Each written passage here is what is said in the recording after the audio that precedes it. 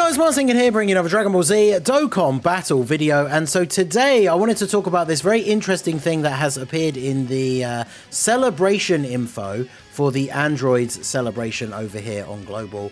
It's quite far down the list because according to this, the date that this is going to begin, its missions that will be added to the game, is at midnight on Wednesday the 7th. Now, above this we have all the other celebration info. We have the Jiren EZA is going to be coming on Wednesday the 7th as well. So we've got a bunch of stuff here in the celebration, all the stuff we know about, right? New Ultimate Clash, new story event for Dragon Ball Saga, and obviously the release of the Tournament of Power Androids. But we have this thing down here. A bunch of missions are going to be added to the game in order for us to collect Super Dokkan summoning tickets. So it just says Super Dokkan summon ticket collecting missions. They will be added at this time, and that's it. There's nothing else in the news about it. There's nothing to specify what Super Dokkan tickets are, what the Super Dokkan thing is, or anything at all, which of course leaves us to just completely speculate ourselves as to what this could be, because it could be a whole number of things. Now, there's a couple of different options, and I'd like to hear your guys' thoughts on what you think down below. But with the producer layer recently talking about the sync being planned to take place in summer of 2024, I did a whole video about that already. Make sure you check that out if you haven't seen it. I basically go over what was said in the producer letter, and then we look at the schedule and kind of see what would fit in between now and the summer, to see what would be going on the global side. But if you have seen that video, then you already know there's a lot of stuff that global needs to fit in.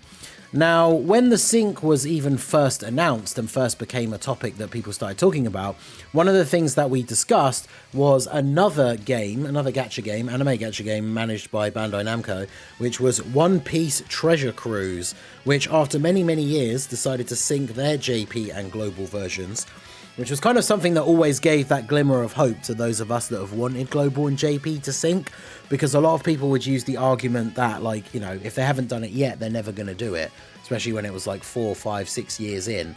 But then One Piece Treasure Cruise did it, and that game is almost as old as Dokkan. You know, there was that famous crossover between the two games a long, long time ago.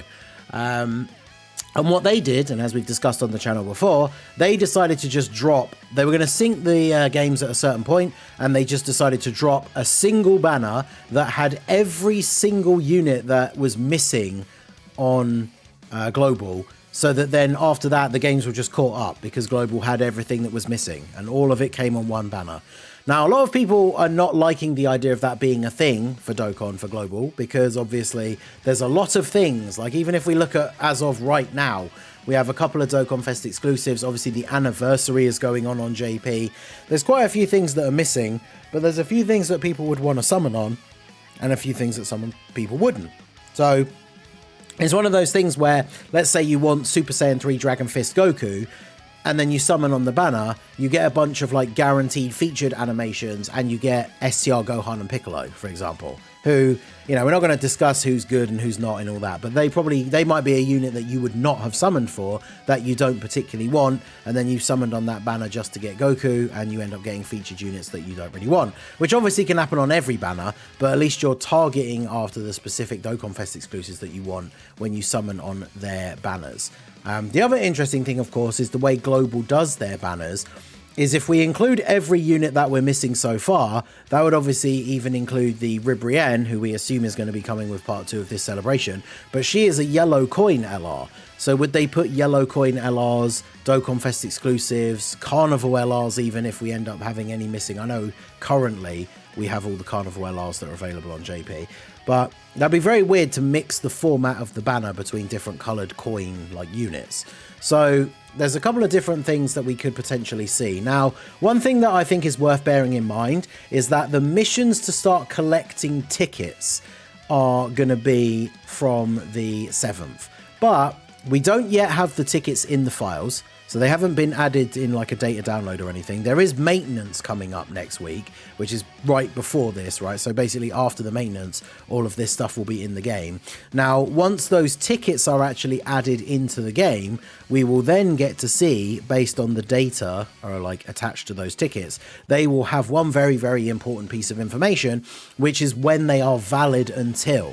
And now this is obviously where we'll be able to talk about this a little bit more. And at the moment we are currently just having to speculate. But if the date that those tickets are valid for is quite a long way away, then it means we could be going down a specific path that I wanted to address here first, which was that we could be collecting these tickets by doing various missions, login bonus, there could be ones attached to, all sorts of stuff. But we could be collecting these tickets for potentially even like a couple of months. So that then, if they do decide to drop a banner, let's say right before the worldwide celebration, in that gap between, you know, the anniversary and worldwide for global, where I think there's one other main Dokkan Fest that comes out. I think it was Turles the year before. In that time slot, instead of just dropping that one Dokkan Fest, they drop this banner that has everything that is missing from global. But because we've had so much time to save up, as long as you're someone who does play regularly, who's been logging in and doing your missions. Like I said, there could be ones for login daily, but it could be like, you know, 100 times if it's going to be 4 months from now, right? So it could be, you know, and this could end up stacking up to you having potentially like, you know, if you collect them all, maybe even like 100, 150 tickets, like who knows. And then when the banner does drop, everyone's got a load of tickets, especially if they've been playing the game. And then that gives you a little bit of a chance to get some of these units off of this big banner for free. And then, of course, jump in and summon if you need to. And by saving it till closer to the worldwide celebration, where we're assuming the sync is going to be fully coming into play, it obviously gives time for some of those other units to get dropped. JP obviously is still going to be releasing things as well, but there's the potential for them to slow down a little bit. We'll see. Obviously, the anniversary takes up the whole of February, whereas for global, we've just got the androids, potentially just the part 2 Ribrienne, and then early March, we'll see the release of Gohan and Piccolo, and then March the 18th for both versions, of course, will be Saiyan Day. So we kind of know what's going on for the rest of this month in theory, but this kind of shakes things up a little bit with the fact that this is starting right in the middle of the current celebration. So I think what is most likely, as I say, is that we're going to be collecting these tickets for quite a while, because otherwise this banner, if these tickets are coming out now, I'd be very surprised if the banner's going to drop in like a few weeks time. But who knows, maybe it will. One other thing I thought that could potentially happen is that we often see in, I think it's April, we get 2 dual Dokkan Fests on Global when the schedule matches up as it does like this, where we didn't get the New Year dual Dokkan Fest at the same time as JP, where the beginning of April, if we go by previous year's schedule, we should be getting Goku and Hirudegarn, and then at the end of April, it's Golden Week, which is obviously very unfortunate for Global to have 2 dual Dokkan Fests all at the same time, or at least all in the same month. So what if they are potentially the Super Dokkan banner? We'll be collecting these tickets for the whole of February, and then at the beginning of March, instead of just getting like, you know, Gohan and Piccolo, we get a banner that is Gohan and Piccolo, Goku and Hirudegarn, and it's not even a dual Dokkan Fest, and then these tickets can be used on those banners. Now that's something I think that's a bit less likely, because I don't know if they would drop 2 dual Dokkan Fest like that on the same banner. But again, if we're going by the One Piece Treasure Cruise style strategy, where they're just going to dump a whole bunch of stuff that isn't out on Global onto one banner, then that would potentially involve dual Dokkan Fests anyway. So there is the possibility that that is going to happen. So let me know what you guys think down below. What do you think will be included on this banner? If we take a look at the schedule, you got to remember that even as of right now, this is where we are. In fact, let's go to the more zoomed in view here. Get rid of the ads on the side of the wiki. We have the Android Celebration. This is where we are now. We should hopefully get new quest updates soon with the Awakening for Trunks and Broly, but that's obviously got nothing to do with summoning. The Part 2 LR, Ribrienne, should be the Part 2 LR for the Androids. Then we went down through the rest of October, and we have Gohan and Piccolo, who came out at the end of October. Then as we moved into November, we just got the rest of that celebration. They did not have a Part 2 LR, because of course we then went straight into Heroes. That's why their celebration makes the most sense to be at the beginning of March for Global, because they don't have a Part 2 LR, and then we can move straight into Saiyan Day. So then obviously we got all the hero stuff here. We got Android 21, which is on both versions at the same time. So up to this point, we're only missing Gohan and Piccolo.